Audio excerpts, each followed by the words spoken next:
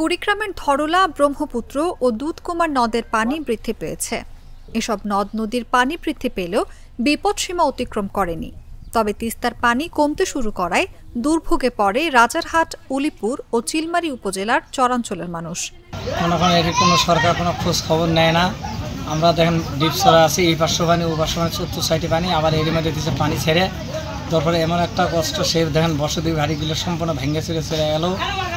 ফুল percent দেখেন এই যে ধানগুলো আঙ্গি হচ্ছে, সে পাক ধরছে, সেগুলো ধানও কেটে পেলাম না, নদীর মধ্যে গেল গা। ধান কাটতে যায়, ফির কোনো অন্য লোক নদীর মধ্যে পড়ে যায়। এটি কোনো সরকারও খবর নেয় না, কিছু নেয় না। আমরা খুব একটা বিপদে আছি। এখন আমরা যাবো কোথায়? বাসাগুলো সম্পূর্ণ ভেঙে ছেড়ে চলে গেল। দিন এনে দিন খাই, এখন কি করব? জেলা পানি উন্নয়ন বোর্ডের তথ্য মতে তিস্তার কাউনিয়া পয়েন্টে পানি কমে বিপদসীমার 29.5 সেন্টিমিটার নিচ দিয়ে প্রবাহিত হচ্ছে। এছাড়া ধরলা নদীর তালুক শিমুলবাড়ি পয়েন্টে বিপদসীমার 29.87 সেন্টিমিটার, ব্রহ্মপুত্র নদের চিলমারী পয়েন্টে বিপদসীমার 20.98 সেন্টিমিটার ও দুধকুমার নদে নুনখাওয়া পয়েন্টে 23.75 সেন্টিমিটার নিচ দিয়ে প্রবাহিত হচ্ছে।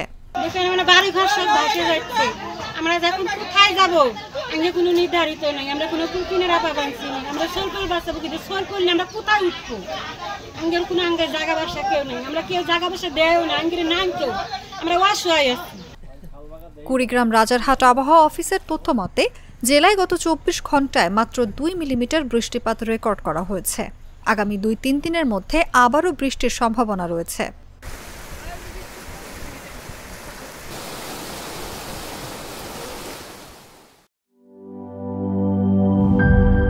Shea butter ও ভিটামিন ই সমৃদ্ধ lily glam beauty soap. Lily, always be beautiful.